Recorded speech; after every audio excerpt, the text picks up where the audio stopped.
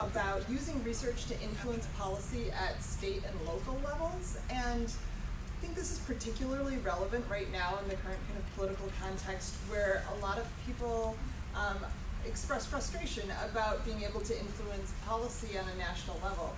And with this kind of frustration, we've seen an increased attention to state and local politics. And so the four talks that comprise this symposium are notable for the variety of ways that psychologists are using their skills to influence policy at state and local level. So first I will introduce to you Laura Ramsey.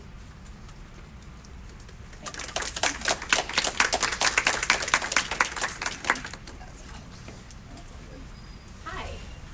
Thank you, Emily, for putting this together, and thank you all for coming to our symposium. So the project that I'm going to talk with you all about is a project that was planned with the explicit intent from its very inception to influence policy. The project was titled Investigating the Importance of Workplace Flexibility for Women in STEM at a Teaching Intensive Institution. And we conceptualize workplace flexibility really broadly, but for the purpose of this talk and the policy that I'm going to talk about today, I'm really just going to focus on the family leave aspects of our project.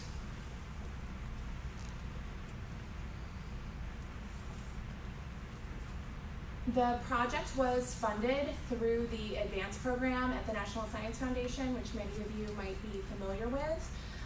It was a 2-year grant that was then extended for a year. We had the Advanced IT Catalyst grant, which was focused on collecting data.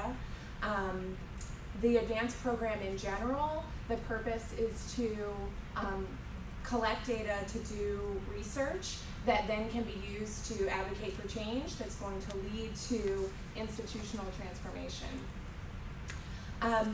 Throughout the talk, I want to talk about various things that were done in this project that were helpful and also challenges that we faced in designing and executing a research project to influence policy. Getting grant funding was definitely helpful to the project, as you might expect. So there's the obvious in that it funded our time. We're at a teaching intensive institution where if we don't get funding to buy out of courses, then we do not have time to do this kind of work. So that was absolutely crucial at a teaching intensive institution to get this kind of external funding. But the funding also helped us in a couple of other key ways. One is that it connected us to a network of advanced researchers, because there have been a number of universities across the country who have gotten these advanced grants. And each year there's a conference where everyone who is working on one of these grants gets together. So we were able to learn from what people at other institutions had done with their projects that really informed how our project ended up taking shape. The other thing that the grant funding did was that it brought us a lot of attention on campus, which was really important. So we got a lot of attention in campus news media, and the upper level administration really paid attention to the project in a way that I don't think they would have if we didn't have the National Science Foundation funding behind us. So getting funding is very helpful. It also takes a lot of work to get funding, and it's a slow process. So there's that challenge, but it was very helpful for sure.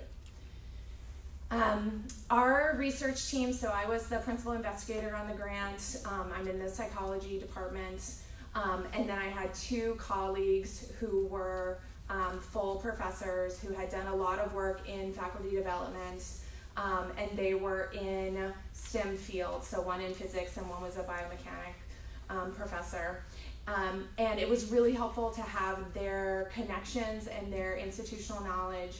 Additionally, Michael Young, who was at the time his title was Associate Provost in Academic Affairs, having him on the research team was really important because he had a lot of institutional power. He still does have a lot of institutional power at our institution. And so it was really helpful to have people on the team who had a lot of connections. You'll also notice that this is an interdisciplinary research team, which was really helpful for connecting with faculty in STEM and connecting with access to institutional power. At its core, this project was a social science research project, And in the beginning, I was the only social scientist on the team as an untenured assistant professor. And the bulk of the work was social science research. And so one of the challenges that was faced in this project is working in that interdisciplinary environment. We speak different languages, and they're wonderful. I have wonderful colleagues who worked on this project with me, and who contributed in really important ways in terms of their connections on campus. But I also needed colleagues in the project who were able to speak my social science language and to do some of the labor of the research of the project. So eventually we brought on another faculty member from the social sciences, and that really helped. We also had an advisory board, and the advisory board connected us with key leaders across campus. We're a unionized campus, our faculty are unionized. And so we met regularly with our advisory board that included the union leadership, also people from human resources, which is really important for family leave policy, relevant program directors, so our director for the Institute of Social Justice and organizations on campus like that, a number of faculty leaders and deans who are involved in making family leave type decisions.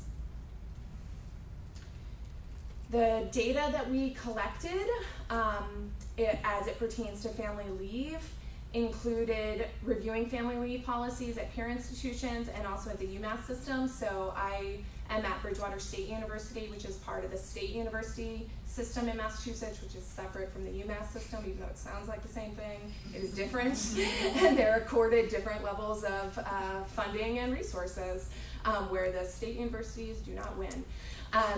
So it was interesting and very helpful to compare our policies to the UMass contract. And then also Massachusetts state governmental agencies in terms of what kinds of family leave policies were being offered for them. We did an online survey of faculty and interviews with faculty as well. And our data collection in terms of the survey and interviews was focused at Bridgewater State. But I should note that Bridgewater State, as part of that state university system and as part of our union, we have a shared contract with 9 institutions across the state. And because we're public institutions, any changes that are made in that contract are funded and approved through our state legislature, which is the connection to state level policy here. So our findings, as they pertain to family leave, I'm going to try not to get into kind of the nitty-gritty of them, but just to give you a flavor of the kinds of things that we were seeing in our data and were concerned about. One was that the amount of paid leave offered at our university was insufficient. So family leave offered no paid leave. Parental leave specifically, so in the case of a birth, adoption, or fostering of a child, 2 weeks of paid leave was offered, with the optional use of sick days. So if you have sick days, then you could cover the rest of your FMLA leave, which is for 12 weeks. That's probably more than some universities and significantly less than a lot of universities in terms of how much paid leave was offered. In order to build up enough sick days for one parental leave, so 12 weeks of paid leave, you would have to work at the university for 5 years without taking any sick days. So that means that if you're new to the university and so you haven't had time to build up those days, if you need to take more than one leave, if you are pre-tenure, then you're clearly at a disadvantage with this kind of policy. In addition to the formal policy, so that's the policy in the contract, there's also a lot of ad hoc negotiations that are going on our campus and around the state university system related to family leave. And so there are different kinds of alternative responsibilities that people would negotiate, but they would have to negotiate them ad hoc with their chair and their dean. And what we found in our data was that people were negotiating really different things. As that's how ad hoc negotiations go. And so different chairs and deans were offering different options, and so it was really up to the faculty member to do grassroots education of themselves to know what to ask for in order to get a fair leave for themselves. We also found that there was a real lack of understanding of the leave policy, even among chairs and deans. So when we interviewed chairs and deans, we asked them, what is the policy? We got different answers. So some of that ad hoc negotiation stuff could have been in bad faith, but I think a lot of it was just that it's confusing because there are all these different ways that people were piecing together their leaves, and so that was a big problem.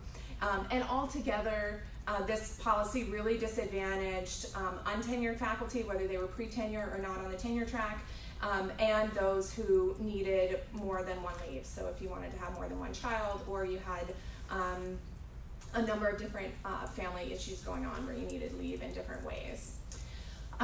One thing that I'll say in terms of a challenge about collecting these data and analyzing these data and these findings is that because one of our goals in the project was to affect our family leave policy, we already knew this going into the project. Like, it's not surprising that 2 weeks of paid leave is not enough for parental leave, and families can't live on that. There's nothing surprising about that. And for me, I'll say that was at times that was a challenge, because while I was very devoted to the work in terms of trying to affect policy, this kind of research for me does not satisfy my intellectual curiosity at all. And that's something to think about and plan for and sort of negotiate in approaching this kind of work, I think. So we use these data to advocate for change in our state system. It was important that we shared the data broadly, so we met with the higher-ups at our university, the president, the provost, the vice president of human resources, our union leadership, all of whom were very open to hearing about the data and wanted to do varying levels of things in response to the data. We also did a number of presentations around campus with faculty as well as various administrators. So we went to chairs workshops. We presented with the Provost Council, which includes the deans and a number of higher level administrators. We went to advanced conferences to share our research outside of our institution.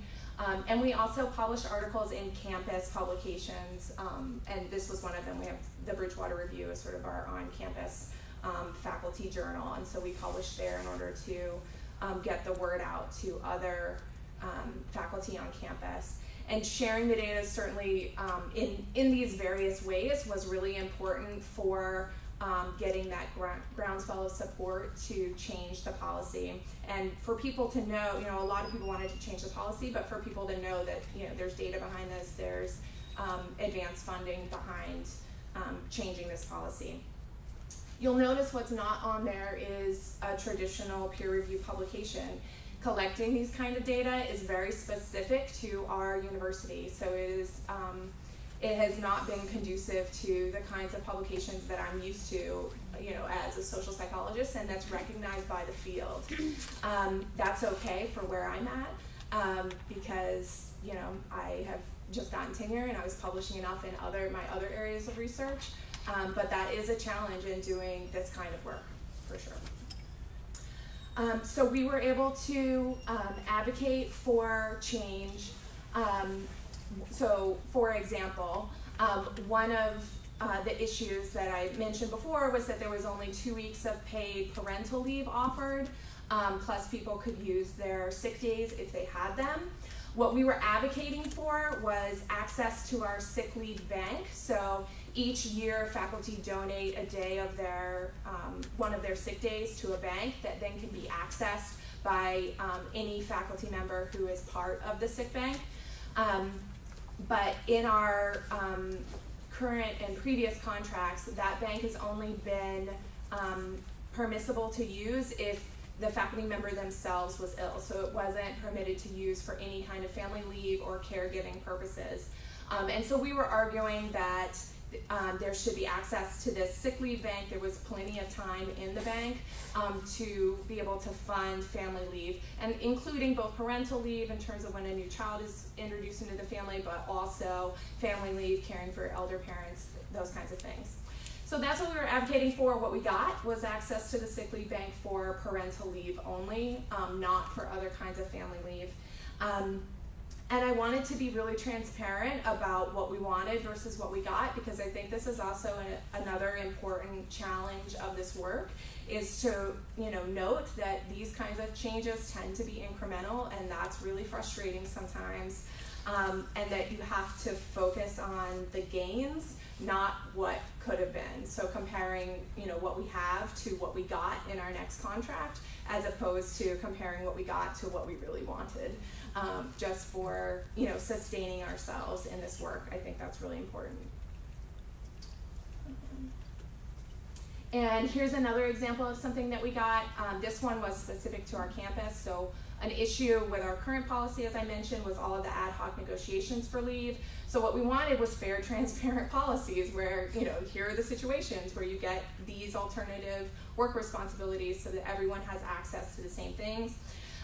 What we got instead was a family advocate position, and this was a suggestion or something that we learned from another advanced program, another university who had an advanced grant. So this is a position on our campus that's held by 2 faculty members who basically are sort of the go-to source now for faculty who need leave. They can go to these people as their resource, and those are the people who know all the different options, everything that has been negotiated for in previous leaves for different kinds of people. So it's better than what we had, not as good as having fair, transparent policies. So again, incremental change. I also wanted to note that advocacy is an ongoing issue. So Massachusetts has a new paid leave law in effect, which goes into effect in a few years, which is amazing. It also is compatible and not compatible with our contract in various ways. And so advocating to sort of bring our contract in line with the law and also go beyond what the law offers will be continued in our advocacy work. And negotiations, so our faculty contract is every 3 years, and this go round it was delayed, so it's just now getting funded for 2.5 years ago, which means we start new contract negotiations this year. So the journey continues. So, thank you.